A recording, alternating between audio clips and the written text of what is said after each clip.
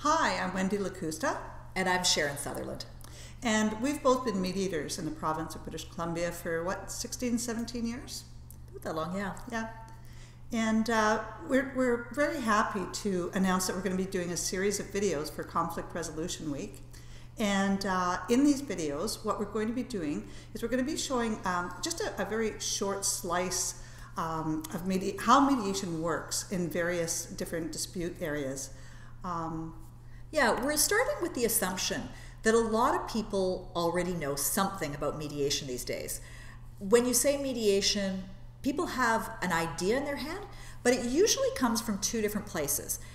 Either they've heard about family mediation, and so they think about mediation as something that you do when people are divorcing. It's a possible way of resolving problems that come up in a divorce. Or they've heard about some big labor negotiation that's taken place and a mediator has come in and helped parties to resolve something in that context. In either of those situations, you have a very specific picture of what mediation looks like. Mm-hmm. And probably a lot less idea that mediation is highly flexible and might apply in a whole pile of other areas, might be able to adapt and really help people with problems in a bunch of other types of parts of their lives. So the first video in our series is going to be focused on family mediation.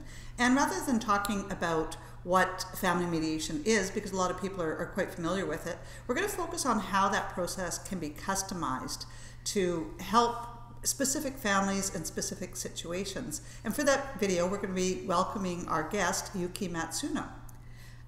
And then we're going to invite Elaine McCormack to come and join us and talk about strata disputes and how those might lend themselves to the mediation process as well. There are so many people living in different kinds of strata complexes these days, and so many different ways that one can run into disputes, whether it's with another owner, whether there's something related to bylaw enforcement that's involving the council. So many different possibilities, and I think this is one of those areas where we're approaching it as an area where mediation is probably underutilized relative to its value to people to help them solve their problems. Mm-hmm.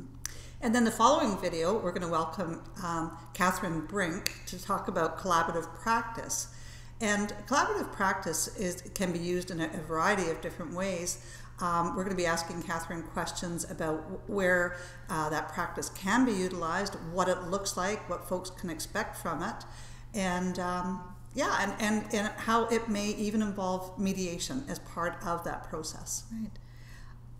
Fourth, we're going to have Alex Ning join us to talk about business disputes. And specifically, we've asked him if he can come and join us and talk about small business disputes so that we can identify places and topics in which a small businessman might seek out mediation, might actually go directly to a mediator in order to try and solve a problem rather than go to court. And the following video is going to feature Colleen Cattell. And we're going to have Colleen talk about estate mediation, which is huge and becoming huger as the population ages.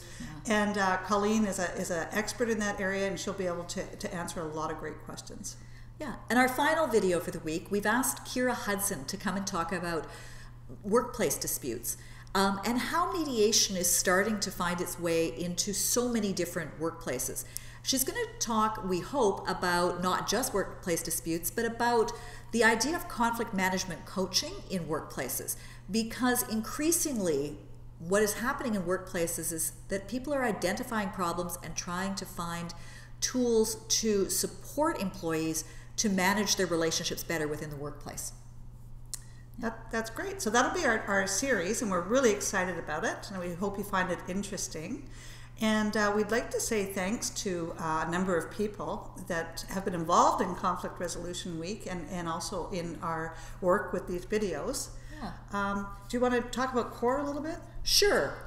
In addition to, obviously, our guests, and we need to thank them. Oh, of course. Yes. But I mean, but we also want to thank CORE Conflict Resolution Society who is actually hosting this series of videos and will offer us an opportunity to also post links to resources and notes about the different videos. CORE is a not-for-profit society that is focused on educating people about mediation primarily, but conflict resolution more generally. And so they have kindly agreed to host this series for us.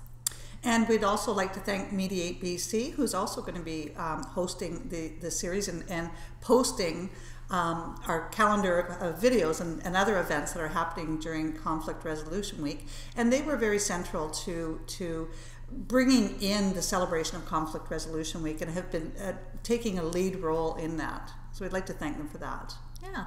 And finally, we are going to say thank you to our director and videographer, Darsey Meredith. Thank you so much, Darsey. We are so happy to have you doing this for us. And we hope you enjoy our series.